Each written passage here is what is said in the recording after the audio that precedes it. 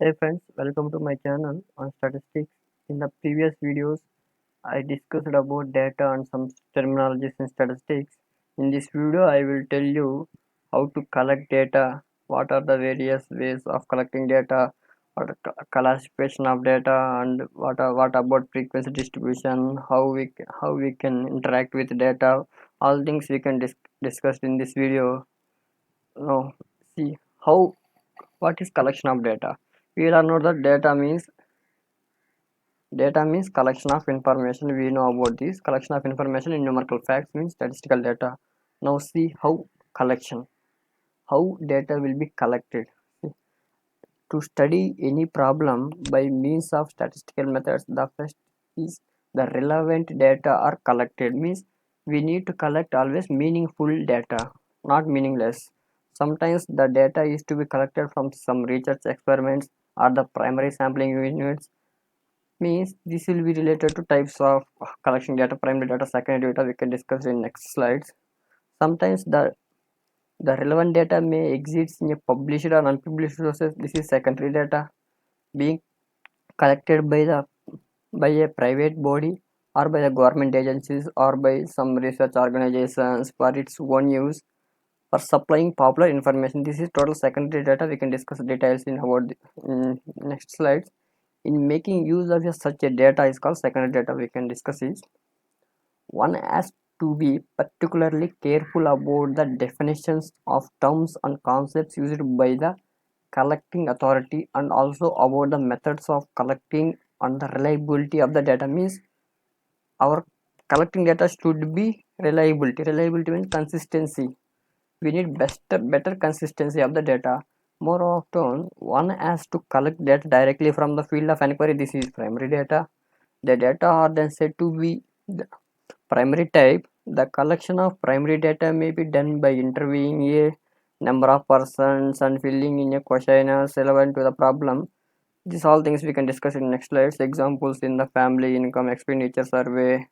One will be generally into the head of each family. The data collection should be carefully before we all the things we can discuss in next slide. See.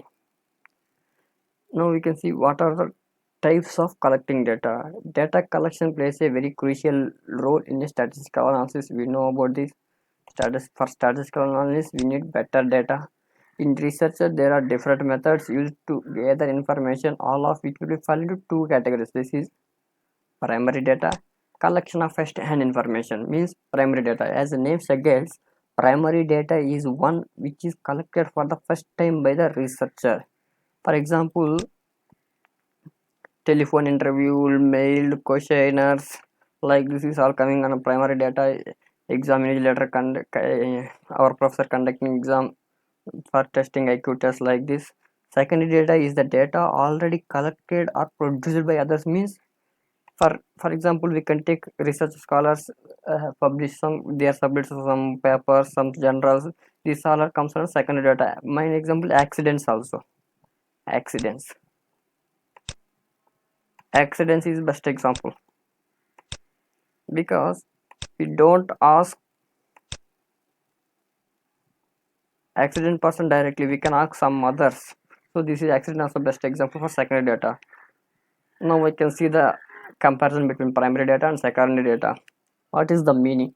Primary data refers to the first hand data gathered by the researcher himself means he collecting through himself. He cannot getting any previous data. Secondary data means the data collected by someone is using that data. That is meaning. Now we can see data real time. This is we are collecting, so this is real time. This is past data process. This is very involved. This is quick and easy because this will be already prepared. Some person we can easy to gather this, so this is quick and easy. Now we can what are the sources? Survey, observation, experiments, questionnaires, personal interest, etc. Government websites like journals, published, unpublished sources like this. Cost of effectiveness. This is expensive because we need to gather every information from others like that. This is medium. Collection time. This will be take long time. This will take short time. Specific, always specific to research needs because primary data is meaningful data. This is effective data. compared to secondary data may or may not be specific whether researchers need. Available in crude forms and refined forms. Reliability, this is more reliability, this is less reliability. Now we can see the instruments for data collection. Instruments for data collection, how we can collect data by using some questionnaires.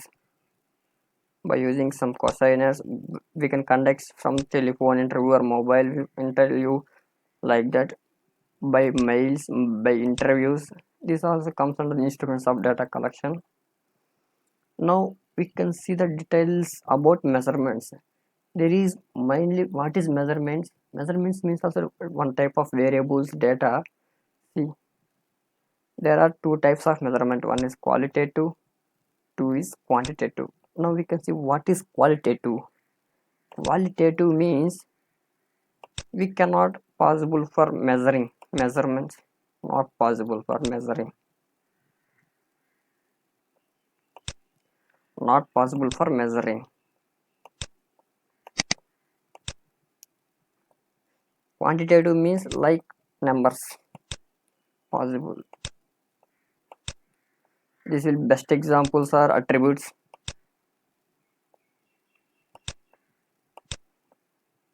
Attributes are the best examples of qualitative data.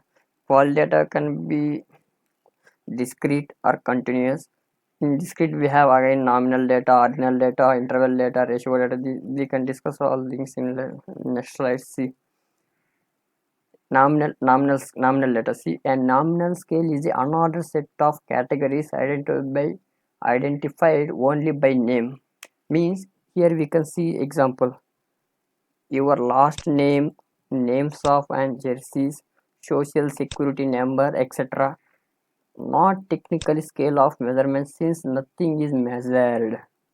This will be no.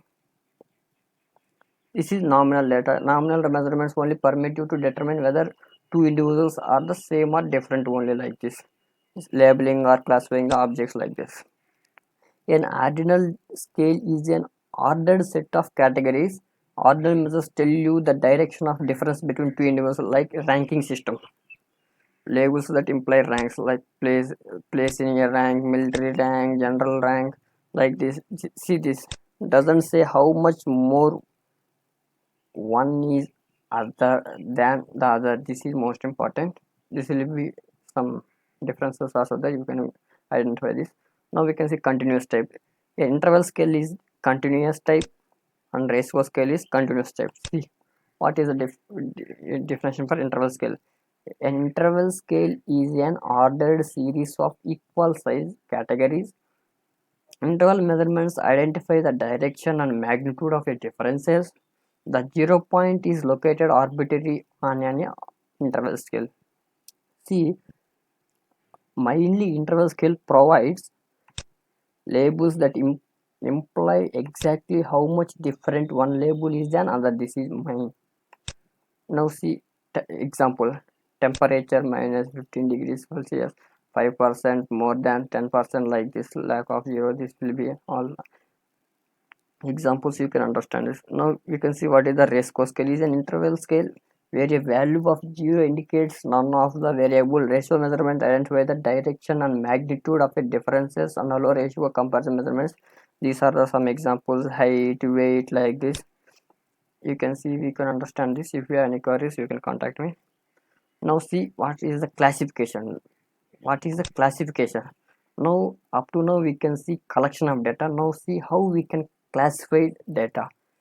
Classification is the process of arranging the data into different groups or classes according to some common characteristics. According to classification may be done as the process of arranging things in a group or class according to their resemblance and affinities. The function of classification may be summarized as follows. See, there are four ways to summarize the data. The data should be meaningful. It facilitates best comparisons. It helps to study the relationships. It is the data should be, we can aware of, we can apply for statistical tests also on the type of data. See, the classification of data is generally done on geographical, chronological, and qualitative and quantitative basis on the following. Let's see. In geographical classification, we have data arranged according to the places, areas, or regions like cities, areas, parks, like that. In chronological classification, data can be arranged to the weekly, monthly, daily, quarterly, like this. Annually, like this. These are the chronological classification. Now we can see that is a qualitative classification. Qualitative means not measurable like this. The data can be arranged according to attributes. Attributes means qualitative measures. We cannot measure this. We can just imagine, like material status, sex, educational standard. We cannot, for a student, we cannot test how much he know about education. We cannot tell anything about that. Region, farm, breed, disease, etc. Now we can see what is quantitative classification means: arranging data according to a certain characteristic that can be measured. This is possible for measurable, but this is not possible for measuring. This is some examples: height, weight, milky. These all are some examples. You can see it. This is the classification of data. Now we can see graphical representation of data. Graphical representation data of this possible is mainly related to qualitative for qualitative data. For qualitative data, there are a lot of diagraphical representations are there. For example, pie chart, bar diagram, box plot, leaf chart, name, like that. We can see on later lectures also. Now we can go to the new topic, that is frequency distribution. We can see the formal definition of frequency distribution. The frequency distribution is a statistical table which shows the value of a variable in order of magnitude, either individually or in groups, along with their corresponding frequencies side by side. The data pertaining to a quantitative phenomenon can be classified in four. Frequency means having grouped class intervals. For example, we can take example: marks of one 10th class student having, see, 0 to 20 marks, having 10 peoples, means here we are counting 10.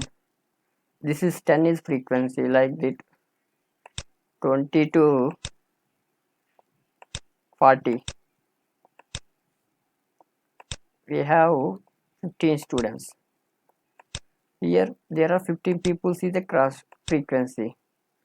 This is frequency. We can see what are the points we can remember. The set of series of individual observations for ungrouped data or raw data arranged in a data arranged array data, that is all related to ungrouped data. This we can see in later on slides. You can see all this. What is discrete frequency distribution, what is group frequency distribution, what is continuous frequency distribution. Now what we can see, what is discrete or ungrouped frequency distribution. Ungrouped or raw data, both are same. As much as better way to presentation of data is to express in the form of discrete or ungrouped frequency distribution, where we count the number of times. This is important. Number of times each value of the variable occurs in the data. The number of times variable value will be repeated is called frequency. Frequency means repeating, means in that interval this much people are living like this. Example: suppose there are 7 current fires cow having a first location milk yield equal to 19,190 kgs, like this. These are the examples. Now we can see what is the grouped frequency distribution, also called as continuous frequency distribution. It is a statistical table which shows the value of the variable in a group and also the corresponding frequencies side by side. In this type of a setup, the condensation of data consists in classifying the data into different classes by dividing the entire range of the values of the variable into a suitable number of groups called classes. Here in grouped frequency distribution, we need class intervals and we need frequencies. We need lower bound, upper bound, and mid values. We need all things. For in grouped frequency distribution.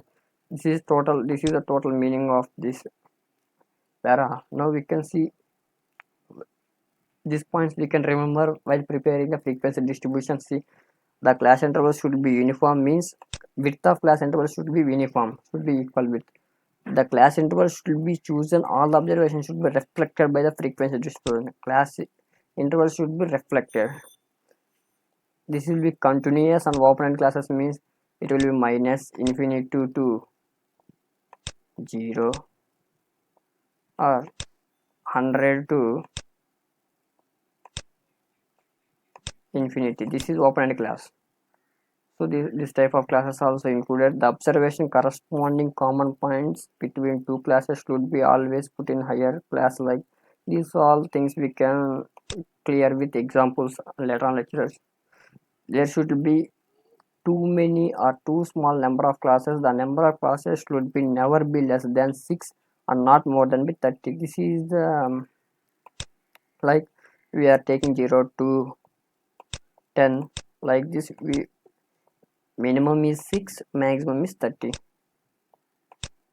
because if we increase more numbers our data will leads to misleading, like our accuracy may be lost. Like this, generally considered as a 15 is the exact number. Now we can see what is cumulative frequency. Cumulative frequency we are used for finding median also. This is most important. See, cumulative frequency of a class is the total frequency up to the including that class. The table of frequencies, the table of cumulative frequencies is called a cumulative frequency distribution table. There is two types of cumulative frequency distribution. The cumulative frequency distribution of all values greater than or equal to the lower limit of the each class is called more than cumulative frequency distribution. The cumulative frequency of all values less or equal to the upper limits of each class. Now we can see, for example, we have some frequency values 5, 10,